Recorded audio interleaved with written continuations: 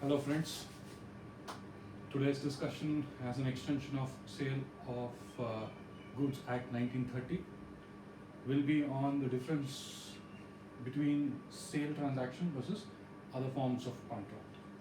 Yesterday we had discussed about sale versus agreement to sell and understood certain important points regarding ownership transfer and the risks and rewards related to that. Similarly, we have different forms of transactions which highlights the subtle points, subtle nuances as far as other transactions is concerned. Now let us first come to the transaction between, or the difference of transactions between sale and hire purchase. As I've already told you, rather than writing the notes and then explaining it, it's better for me to put up the notes first and then explain it. It saves a lot of time. Continuing further, sale. We already know that the property in goods is transferred immediately. That means ownership is transferred immediately. Vis-a-vis that hire purchase. Now what is meant by a hire purchase transaction? A hire purchase transaction is basically something wherein a product is sold in a form of a loan transaction wherein the full money is not paid by the purchaser, only a down payment is made by the purchaser, so-called hire purchaser. He pays a down payment and the remaining part of the product, its money, is funded through hire vendor. That means the owner of the goods gives the goods to the hire purchaser to use it by paying a down payment, and the remaining amount related to that product is paid by the hire purchaser to the hire vendor by way of an installment system. For example, you want to buy a car, you go to Tata Motors, you pay a down payment of 50,000. Let's say the car is worth about 10 lakh rupees, and the remaining 9.5 lakh rupees technically qualifies to be as a loan, but it can also be a hire purchase transaction where Tata Motors can give you the car by taking a down payment of 50,000, and the remaining 9.5 lakhs would be spread across, let's say, a 5 years term loan. In such a scenario, ownership is not yet transferred from the hire vendor, that is the owner of the goods, to the hire purchaser, that is the user of the goods. Therefore, property passes to the hire upon payment of the last installment. So, if the hire purchaser is successful in paying all the installments, that is end of the 5th year, that is the 60th month installment is paid by the hire purchaser to the hire vendor, only then the ownership gets transferred from the owner, that is hire vendor, to the hire purchaser. Comparatively, it is pretty simple in the case of sale, where the ownership, that is property in goods, is transferred immediately. In simple words, in sale, property in goods is transferred immediately. In hire purchase, property is transferred upon the payment of the last installment. Going further, buyer is the owner of the goods in the case of sale, because risks and rewards and ownership is already transferred, whereas in the case of hire purchaser, the hirer, that is the user of the goods, is only the bailee of the goods. What is meant by bailment? I will cover that when I come to sale versus bailment. So, hirer is just a bailee of goods. For your understanding, as of now, you can understand it as the hirer can have possession of the goods only. Next, buyer cannot cancel the contract because it is a contract. All the risks and rewards is transferred to the buyer. The buyer cannot cancel the contract in the case of sale. If he cancels, obviously there is other remedies for breach of contract which we have covered already in Contract Act. So, the buyer cannot cancel the contract in the case of sale, whereas hirer may cancel the contract. That means if he stops paying the installment, the contract is automatically cancelled. So, he may choose to cancel the contract when it comes to hire purchase. Next comes fourth point, where the buyer is bound to pay the price of the goods, which means even if he wants to cancel the contract, the buyer has to pay the price at any cost. Otherwise, damages, suit for damages, recovery of goods, etc., all these provisions which we have discussed in sale equally applies here.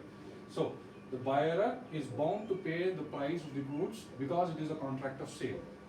Whereas, in the case of hire purchase, please observe this, the hire purchaser is just required to do one simple thing. If he wants to cancel the contract, just return the goods to the owner. There will not be any more liability on the balance installments. Understand it? Return the goods to the owner, no liability to pay the balance, is what the beautiful point is all about. So a hire purchase transaction gives the convenience to the hire purchaser that in case he chooses not to pay the money, or if he is incapable of paying the money, he just stops the installment system. Of course, the owner of the goods takes back the goods, but the buyer, that is hire purchaser here, is having no more liability to pay the balance installments. Continuing further, if the buyer becomes insolvent, the risk is the seller is at the loss of risk. What do you mean by this? In a sale transaction, seller sells the goods to the buyer. The risks and rewards is completely transferred from the seller to the buyer, which means henceforth the buyer is the owner of the goods. Suppose such buyer undergoes or is considered insolvent.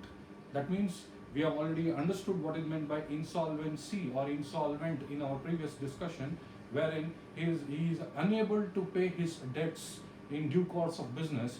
If that situation comes, then the seller, who has the right to recover the price from the buyer, is under loss because buyer is already insolvent. So therefore, a simple point, if the buyer becomes insolvent, seller is at loss. That is, the risk is borne by the seller if the buyer becomes insolvent. Whereas when we come to hire purchase transaction, if the hirer becomes insolvent, that is the person who is using the goods, if he becomes insolvent, owner just takes back the goods. There is no risk whatsoever for the owner. That is hire vendor.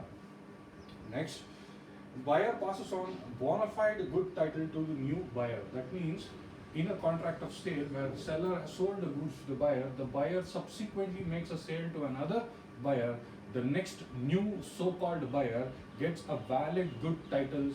Bona fide means genuine good titles will be passed on by this buyer to the new buyer.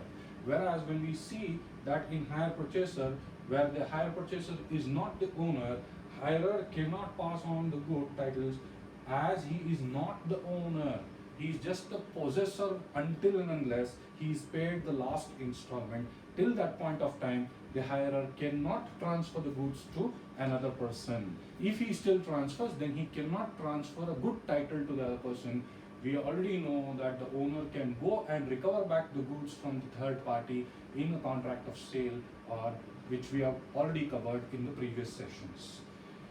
The last point, tax is levied at the time of the contract, which is immediately. When there is a buy and sell transaction, there is a tax which is levied immediately. Example, GST is levied immediately when it comes to sale transaction, whereas when it comes to hire purchase transaction, only upon the last installment which is paid, where the hire purchaser becomes the owner, tax gets levied at that point of time and not now.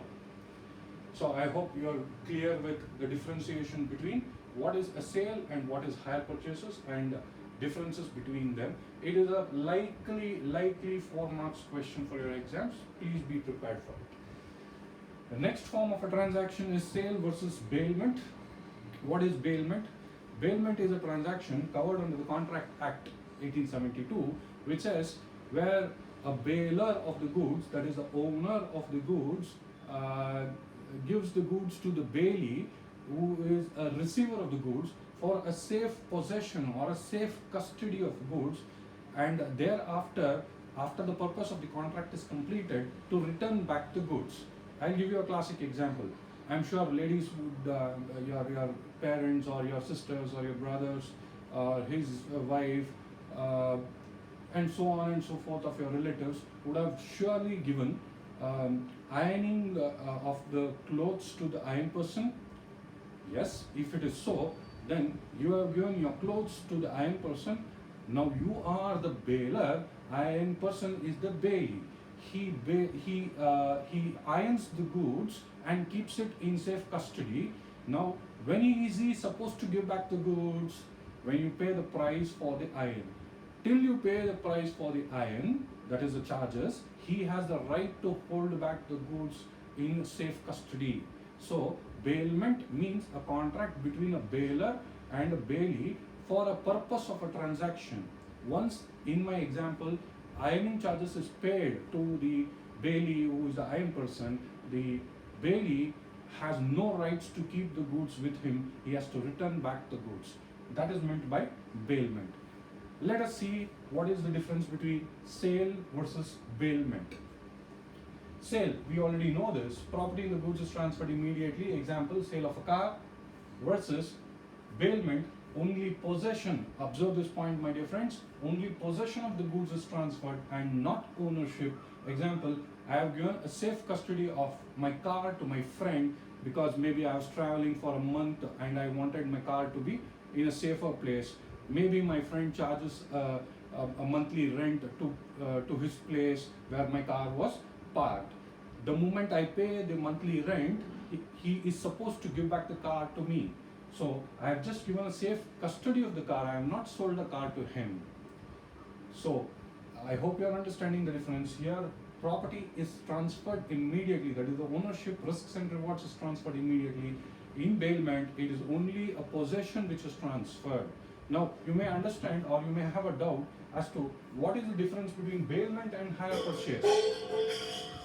The difference between bailment and hire purchase is nothing but a simple case where although possession is given in hire purchase and possession is given in bailment, we have one simple thing that in hire purchase, if you pay the last installment, you become the owner.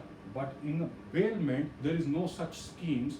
Only possession is given. Once the charges for that is paid, you can recover back the goods. I hope things are clear here. Moving on to the next scenario, that is a return of goods not possible. That means when a sale is taken place, goods cannot be returned back until and unless it was defective, of course. So we have something called sales returns, that is possible, but generally in a common business transaction, return of goods is not possible under a sale transaction, whereas in the case of bailment, it is already established that once the purpose of bailment is completed, the goods have to be given back by the bailee. Bailee must return the goods after the purpose is fulfilled. Last point, consideration in the case of sale transaction has to be in money terms. Consideration is in money terms, but whereas in the case of bailment, consideration may be gratuitous or a non-gratuitous act. Gratuitous means it is a voluntary case wherein there could be no money involved. Non-gratuitous means there is no money involved, or rather reverse. Gratuitous means freely, I am doing it freely. Non-gratuitous means I am not doing it freely, which means there is an element of consideration involved, which means in bailment there is a possibility of money may or may not be, but in the case of sale it has to be money only. So these were the transactions which we could see in the case of sale versus hire purchase, sale versus bailment. Now, last but not the least, we have another transaction called sale versus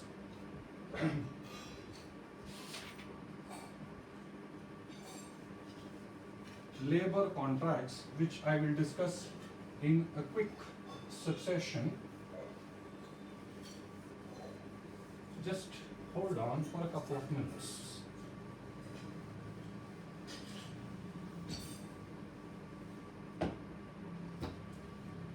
Sale versus labor contract.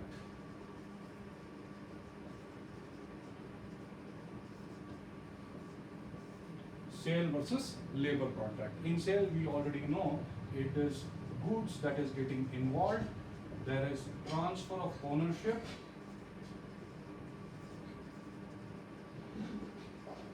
That is risks and rewards are transferred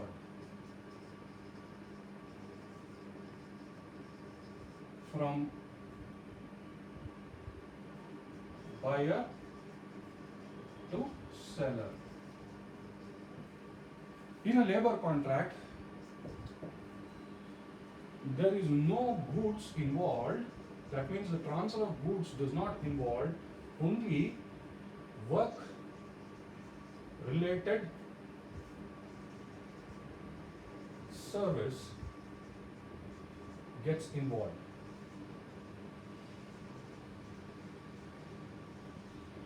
Work related service gets involved. Let's say, example, construction contracts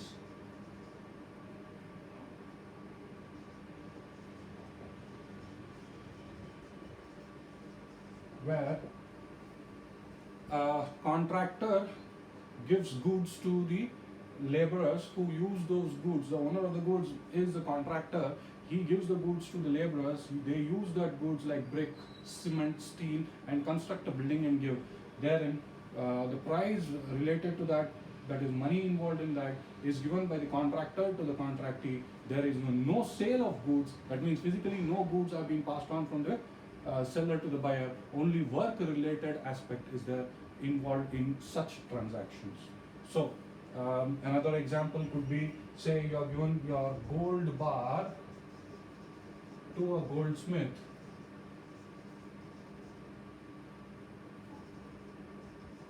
to create a designer jewelry. In such case, you are not selling the gold to the goldsmith, you are only giving your gold bar to the goldsmith. The goldsmith melts the gold and creates the design, and he designs a beautiful jewelry and gives it back, for which he takes charges for it. That is related to labor contract. So I hope all the issues related to sale versus other forms of transaction is clear in your mind. Please go through once again.